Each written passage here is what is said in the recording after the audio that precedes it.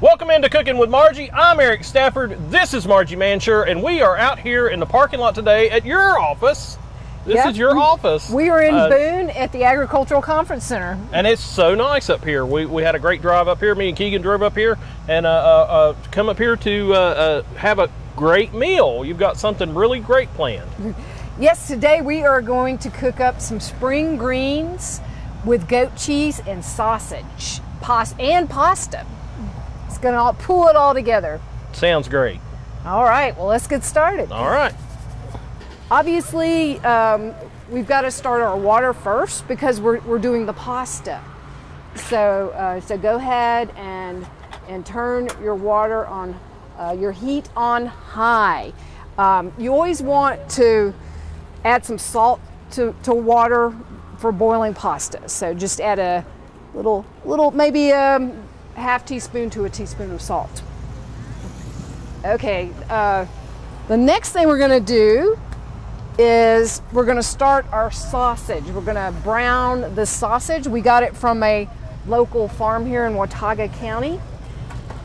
So go ahead and get your skillet heated up. So I'll probably put this on a medium to a medium high because we want to cook it pretty fast and get it brown. We'll render the fat out of that. I don't think we'll have to put any fat in yet. No, not yet. Not with sausage. So I'm going to go ahead and put that in while you you can work on cutting up our spinach. Okay. So we have some beautiful spinach here. Okay. And you know, this is the time of year where we mostly get greens from the gardens and from our farms, especially up in the high country. So how do you want this cut? You want it cut in big chunks or? Well, you know, I was thinking we could do a sort of a chiffonade. Like I know what that is. Well, you know, we're gonna like grab a big bunch and grab a big bunch and kind of roll it like that. Roll it up so you can cut it. Yeah. Okay. Yeah, and then it does help to have a chef's knife. And but she's got some killer knives over here. They gotta be sharp, right? Oh yeah. As long as you keep them away from your fingers, it's all good. And I can hear that sausage going already.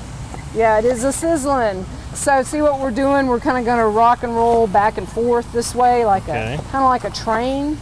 See? Okay. There you go. And however you can get it cut, we're just kind of doing a coarse chop, I would say. Yeah.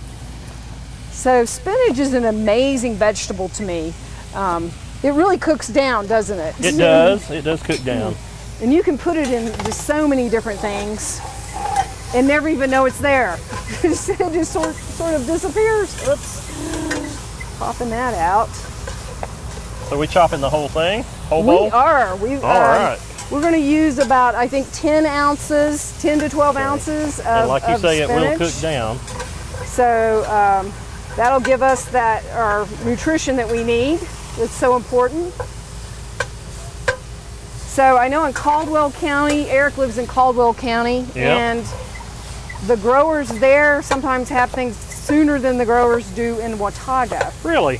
It's a little bit warmer, right? Yeah, a little warmer. Sometimes it's a lot warmer. It was warm on the way up here. Yeah, sometimes it's like 10 degrees warmer down there. So that's what's good about having a regional food system. Yeah. Where we can grow some things down low. And I know we've got one grower down there that grows tomatoes in a hothouse. And those things sell for a good bit of money up here because nobody else is growing them. Because tomatoes require a lot of heat. Yeah. Okay, so hopefully you are stirring up your sausage and also getting your greens chopped up. You're doing a good job with that, Eric. I'm trying. You really developed your knife skills, man. Yeah, I want to impress the chef. Oh, that's awesome. I'm not a chef yet. I am in culinary school, though. Yeah, you're studying. I'm learning a lot. So April is Greening My Plate month, and it's almost over. And the reason why we chose April to be Greening My Plate month is it's time to think about how you're going to support your local food economy this growing season, because you know our farmers markets are opening up next week. Wow, already. Yeah, they are opening up. And I looked to see in Caldwell, there's a Lenore farmers market. It's downtown Lenore. Yep, right next to our office. Oh, no excuse. Yeah, of course, you're probably not there on Saturday, right? No, they're there through the week, aren't they, Keegan? Keegan's our cameraman today. Oh, they're there through the week. That's cool. Yeah. So you can access some products from your neighbor farms. Yeah, right there. Right there. And so and there's also one, I think, in Caldwell and Sawmills. Yeah, there's a Sawmills on, I think it's on Tuesday afternoons. Oh, that's cool. Because Caldwell's a pretty big county. Yeah, it's a big county, and a lot of the same growers come to each one. So if you miss one on Tuesday, you can come to the farmers market at the extension office in Caldwell County on Saturday. Nice. And see them. And then here in Watauga, of course, we're at the High Country Food Hub right now, and that's a year-round event. We also have the Winter Farmers Market here at the Agricultural Conference Center in the winter. Sweet. And then we've got the new ones opening up next week. Will be the King Street Farmers Market right in front of the Health Department and the Social Services Building, right down the street. So that's on Tuesdays, Tuesday evenings. And then we also have the Watauga Farmers Market. That's smelling good. It is smelling good. Mm-hmm. And it's already browned up. It has, almost. It doesn't take long, does it? No, that was quick. This is a pretty lean pork. I'm not getting much fat out of that. But that's kind of good. You don't want too much fat. No, that's very true. For our health, it's better to get the lean cuts. Yeah. Or we can use olive oil or some kind of unsaturated fat. But yeah, we'll still have that flavor off of that pork. Oh yeah. Well, you've almost got that cut. I do. Do I need to reinsert it in the bowl, or are we good? Yeah, that's a good idea. Okay. And then you can cut up those onions. Just slice them. Okay. So yeah, that's the next thing. Just slice up those onions. All right. I'm just gonna pour that here. Take this off of the heat. So once your pork is nice and brown like this, just take it off your heat. I turned down my burner a little bit, and I'm going to add 4 ounces of white wine. All right. I've got dry white wine. You might want to take your skillet off of if you have a gas stove, take it off. We don't want any fires, right? No fires. All right. So I'm going to let that cook a little bit. Doesn't it? It does smell good. So wine is really nice in that it adds so much flavor to a sauce. Oh yeah. Now, how do I need to chop these? You can just slice those. Just slice them. Yeah, just slice them across. Long ways or across? You say? Yeah, just across. You just want these, or are they there for decoration? Yep, all of it. All of it. So okay. like, you're going to use 5 or 6 of the green onions. Yeah, I'm learning with you guys. That's fun. Yeah. This is no master class. You got this, definitely. So what happens when you use wine or any kind of acid is if you've got brown in the bottom of your pan, I know I've done this before with you, Eric. Yeah. It's like, I don't want to scrub that pan. So I'm going to use some wine, and it'll deglaze it, and it gets all those bits up that taste so good. Gets all that flavor up.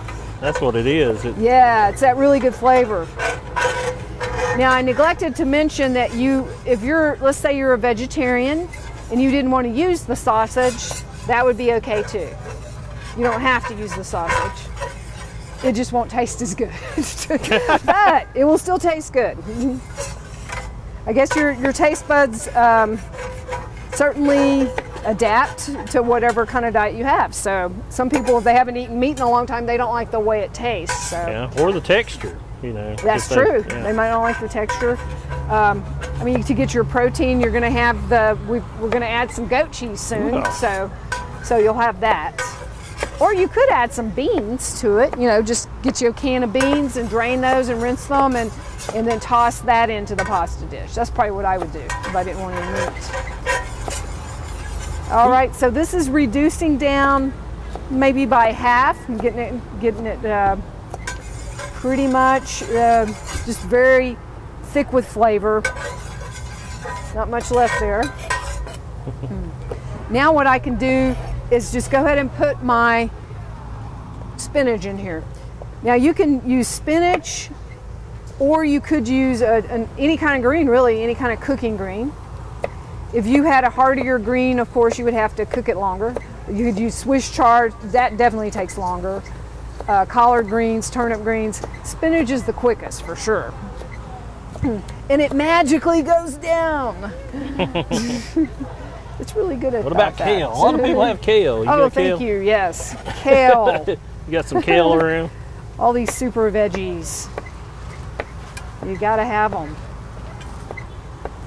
Yeah, I put spinach in so many things. I had spinach this morning in my eggs. Really? Yeah, really good. Cool. Now, as soon as you get that, just bring that on over. We'll toss that in too. Okay. So yeah, whenever you get that cut up, I'm sorry. There you go. It's kind of going all over the place. Ah, well, we're outside. We can make a mess. We don't have to mop the floor or anything. That's true. The birds Isn't will get awesome? it. I always say that. Say the animals will get it, right? Yep. If they like onions. Okay, so keep stirring that around. Just going to cook that down. If you want to stir that around, Eric, I'm going to get I've got my local pasta. We have a pasta maker now. It's Mystic Pasta. I think that's our only one. That's cool. Yeah. And I see it's tomato and cracked pepper, which that intrigues me. Something different, huh? Yeah, I like pepper. I like a lot of pepper. So that's perfect. This is a half pound. I think that fits in there perfectly. So I've got this handy dandy drainer. But you want your water to get to a really good rolling boil. So we are not quite there yet. Now I think this is partially dried, so it might take a little bit longer than if you have fresh pasta that's totally fresh. It just takes about 2 minutes. But this might take a little bit longer than that. Okay. Yeah, look at that. That's really cooking down. Yeah, it's cooking down. Starting to get some transparent onions there. Yep, that's what we want to see. So I was thinking about reasons to buy local foods. Oh yeah. Can you think of any? Yeah, just I mean, to have the stuff that's available local that you are specialities for this area. I mean, like mountain cabbage. I love mountain cabbage. I love picking that up, and it grows all year round. So you know, you can get that all year round, and just it's cool to know your growers and know what they've got going on. We've subscribed to a farmer in Caldwell County. We get softball size onions and stuff from them. Some really cool stuff, you know. At kale, I kept mentioning kale. We get kale from them. We get carrots and onions and potatoes and just lots of great stuff. Yeah, that's right. You can know your grower, know who grows your food. If you want to know what methods they use to grow it with, you can find out. You can talk to them about it. Oh yeah, you can talk to them about anything. They're happy to talk and tell you what they've got going on and what they might have coming up, what they've got in the ground that's will be coming up, and you kind of learn, like they do, what's available when. Exactly. You learn about the seasons. People used to always know about that because they grew their own food. Yeah, that's true. I'm going to add a little bit of olive oil to this. Okay, and just to give it a little fat. Yes, and that'll be nice. Since there's not that much fat in our sausage, that'll be nice on our pasta. And it's a good fat. Olive oil is a good fat. So. It is a good fat. It's good for our heart. Good for you. We don't grow many olives around here, but anytime you want to step in, you tell me. I'm just like, I'm the automatic pilot over here. That's what I'm doing. You're doing a great job. Okay. I think that is getting close. Now, I have this goat cheese. I'm going to add this in a minute, and you mentioned that you can get products you might not be able to get other places, and this is a Parmesan jalapeno goat cheese. Oh, okay. So I've never seen that around. Nope. So yeah, I think it really is that's such a pretty color. It is. And then we'll have some of our sausage and greens with that. Wow, very colorful. Yeah. And now just a little bit of that goat cheese, and I would tend to just combine all this together. That cheese on last kind of to melt, you know, with the heat of the rest of the meal. Yeah, exactly. Yeah. And that's and then it moistens up the pasta. So. And that's, I mean, it's crazy. It's crazy beautiful. So there you have it.